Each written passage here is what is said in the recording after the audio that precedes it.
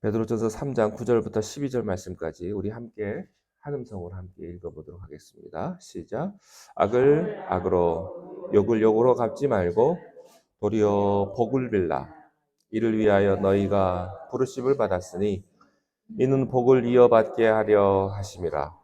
그러므로 생명을 사랑하고 좋은 날 보기를 원하는 자는 혀를 금하여 악한 말을 그치며 그 입술로 거짓을 말하지 말고 악에서 떠나 선을 행하고 화평을 구하며 그것을 따르라. 주의 눈은 의인을 향하시고 그의 귀는 의인의 간구에 기울이시되 주의 얼굴은 악행하는 자들을 대하시느니라. 아멘. 네, 로마서 12장 말씀에 보면 악에게 지지 말고 선으로 악을 이기라 이라는 말씀이 있습니다. 악을 이길 수 있는 방법은 악이 아니요 선이라고 말씀을 하십니다. 어떻게 선으로 악을 이길 수가 있습니까? 오히려 그들을 위해서 복을 빌라 이렇게 말씀을 하십니다. 여러분, 우리들은 마귀와 같은 방법으로 싸워서는 결코 이길 수가 없습니다. 사람이 복수를 하게 되면 그 복수는 끝이 나지 않고 계속해서 더 큰 복수로 이어지게 됩니다. 요즘에 이스라엘과 하마스의 전쟁으로 인해서 팔레스타인 땅이 굉장히 크게 뉴스에 나오는데, 거기에 있는 그 양측에서 전쟁은요, 답이 없습니다. 왜냐하면 복수하기 때문에 그렇습니다. 미사일을 100개를 쐈으면 나는 200개를 쏴야 됩니다. 그리고 그분들은 종교와 맞물려 있고 목숨까지도 버릴 각오가 되어 있기 때문에 답이 없이 끝까지 그렇게 분쟁 지역으로 가게 될 것입니다. 한 번 할 때마다 강도는 더 세질 수밖에 없습니다. 얼마 지나지 않아 서로 화평하겠다, 평화하겠다 말을 하겠지만 또 지나면 다시 또 시작하게 될 것입니다. 악을 악으로 갚는 인생에는 모두가 질 수밖에 없는 그런 싸움이요, 전쟁이라고 하는 사실입니다. 우리들은 하나님의 사람이요, 하나님께서 하나님의 형상으로 지음 받은 사람이기 때문에 결코 우리가 마귀처럼 싸울 수 없습니다. 흉내 내서도 안 되고요. 또 마귀처럼 나쁜 짓을 했을 때 우리가 결코 이길 수가 없다고 하는 사실입니다. 그러므로 우리들이 그들을 이기는 방법, 악을 이기는 방법은요, 오히려 그들을 위해서 복을 비는 방법이라고 말씀을 하세요. 참 이게 힘든 일이죠. 내가 참고 인내하는 것도 어려운데 오히려 그들을 위해서 복을 빌라 이렇게 말씀을 하십니다. 여러분, 마음이 따르지 않아도 우리가 몸을 움직여서 억지로라도 해야 되는 일인 줄로 믿습니다. 힘드셔도요, 미운 사람 떡 하나 더 준다는 그런 마음으로 나를 힘들게 하고 나를 어렵게 하고 나를 고통을 주는 사람에게 여러분 따뜻한 마음, 따뜻한 말을 건넬 수 있게 되시기를 바랍니다. 여러분, 마귀는 미움과 저주를 먹고 살아요. 그래서 사람들이 싸우고 미워하고 분열할 때는 마귀는 신이 나서 그것을 마치 뷔페처럼 먹고 그렇게 삽니다. 그리고 힘이 세집니다. 우리가 미워하면 미워할수록 마귀는 오히려 득실득실 할 수밖에 없는 것이죠. 그런데 우리가 마귀의 기대와는 다르게 용서하고 사랑하고 축복하고 그렇게 하면 마귀는 힘을 잃게 될 것입니다. 그러면서 이렇게 말씀하세요. 이를 위하여 너희가 부르심을 받았다. 하나님께서 우리를 불러주셨는데 무엇하기 위해서 불러주셨냐면 악한 사람들에게 복을 빌어주기 위해서 너희를 불러주신 것이다. 우리가 세상 사람들과 다른 점은 이런 것입니다. 나를 힘들게 하고 나를 어렵게 하는 사람에게 도리어 복을 빌어주는 그런 마음, 그런 사람이 되라고 하나님은 우리를 부르셨다고 하는 것입니다. 동시에 이것을 위해서 이는 복을 이어받게 하려 하십니다. 이렇게 말씀을 하세요. 여러분, 우리가 축복할 때 우리는 그 축복을 유업으로 받게 됩니다. 그래서 사실은 그 사람을 위해서 축복하는 것 같지만 나 자신을 위해서 축복하라고 말씀을 하시는 거예요. 핍박자를 축복하는 것도 축복의 비결이다. 내가 빈 축복을 그 사람이 받을 자격이 없으면 그 축복은 나에게 플러스 알파로 돌아오게 될 것이다.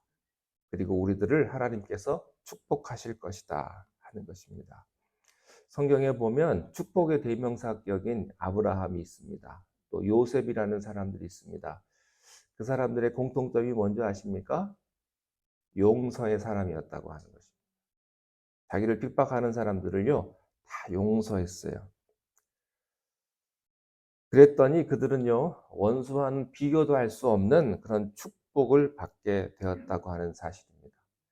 우리가 그들과 같이 싸우면 그들과 같은 수준에서 머물 수밖에 없지만 오히려 우리가 용서하고 축복을 하게 되면 그들과는 비교도 안 되는 하늘의 축복을 누리게 될 줄로 믿습니다.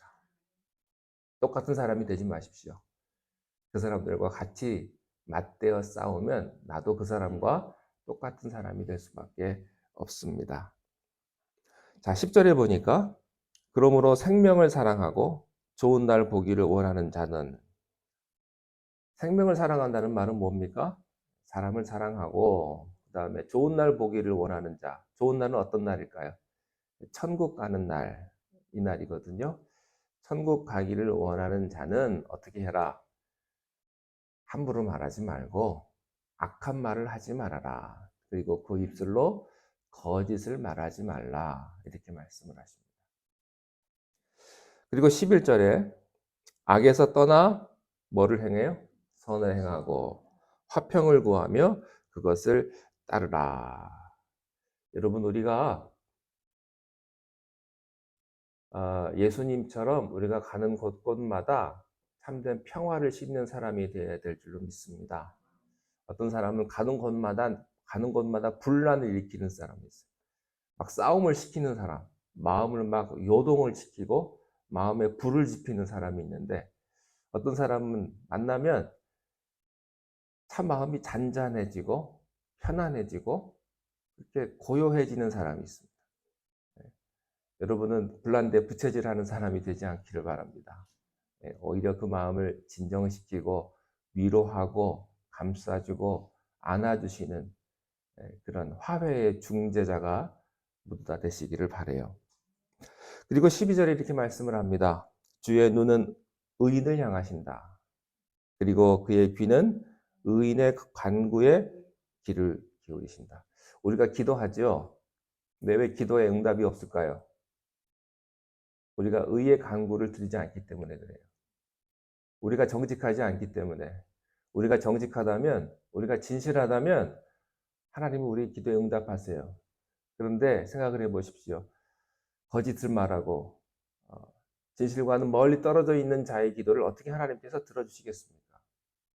우리가 진실해야지요. 우리가 의를 구해야지요. 의를 구하는 자의 간구를 하나님께서 들으신다 하는 사실입니다. 그러므로 우리가 먼저 하나님 앞에 나아갈 때 먼저 나에게 죄가 없는지, 나의 부족한 점이 없는지, 나의 허물이 없는지를 먼저 살펴보아야 될 줄로 믿습니다.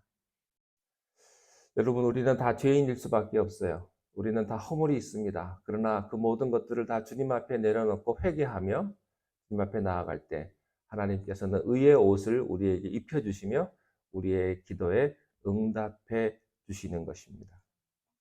오늘 하루 살아가실 때 하나님께서 여러분의 삶과 함께 하시며 여러분의 기도와 여러분의 간구에 응답하시는 그런 축복이 여러분 모두에게 있게 되시기를 바랍니다. 기도하겠습니다. 하나님 아버지, 이 아침에 우리가 주님 전에 나와서 함께 기도함으로 오늘 하루를 시작합니다. 하나님과 동행하는 하루가 되게 하시고 하나님께서 보호하시며 인도하시는 복된 하루가 되게 하여 주시옵소서. 우리가 의인의 모습으로 살아가기를 원합니다.